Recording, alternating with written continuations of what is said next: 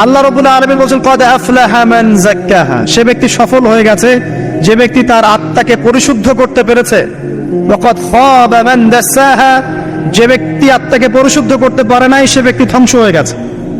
কিভাবে পরিশুদ্ধ করবেন? তিনটা হাদিস আপনাকে আগে শোনাই।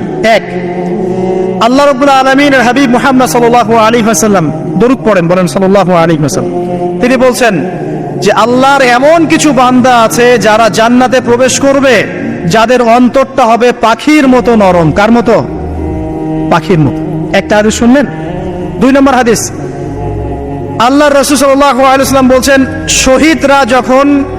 শহীদদের আত্মা যখন আল্লাহর কাছে পৌঁছায়, আল্লাহ রাব্বুল আলামিন সেই আত্মাগুলোকে সবুজ রঙের কিছু পাখির মধ্যে প্রদান করেন এবং সেই পাখিগুলো আরশের নিচে লণ্ঠন আছে এখানে বসে থাকে এবং তারা জান্নাতের যে কোনো জায়গায় যায়, ঘুরে খাবার খায়, আবার ফিরে আসে।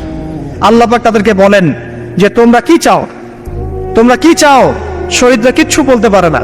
কি চাইবো? আল্লাহ এত নিয়ামত দিয়েছেন, কি চাইব? যখন আল্লাহ বারংবার প্রশ্ন করতে থাকেন তোমরা কি আর কিছু চাও, তোমরা কি আর কিছু চাও, তোমরা কি আর কিছু চাও, তখন শহীদরা শেষে বুঝে যে আমাদের কিছু না কিছু তো বলতে হবে এখন। তখন তারা বলে, হে আল্লাহ, আমরা আরো একবার পৃথিবীতে যেতে চাই এবং তোমার পথে জীবন দিয়ে আবার ফিরে আসতে চাই।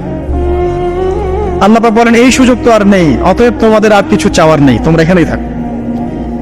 আরেকটা হাদিস শোনেন, রাসূলুল্লাহ সাল্লাল্লাহু আলাইহি ওয়াসাল্লাম বলেছেন, এই হাদিসটা ওমর রাদিয়াল্লাহু আনহু থেকেও এসেছে, এ মুসলিমরা, তোমরা যদি আল্লাহর প্রতি তাওয়াক্কুল করার মতোই তাওয়াক্কুল করতে, ভরসা করার মতোই ভরসা করতে, আল্লাহ পাক তোমাদেরকে পাখিদেরকে যেমন করে রিজিক দেন তোমাদেরকে ঠিক সেইভাবে রিজিক দিতেন। তোমরা কি লক্ষ্য করো না যে পাখিরা খালি পেটে বের হয়ে যায় বাসা থেকে সকালবেলা এবং সন্ধ্যাবেলা ভরা পেটে বাসায় ঢোকে? যে তিনটা হাদিস শোনালাম, এই তিনটা হাদিসে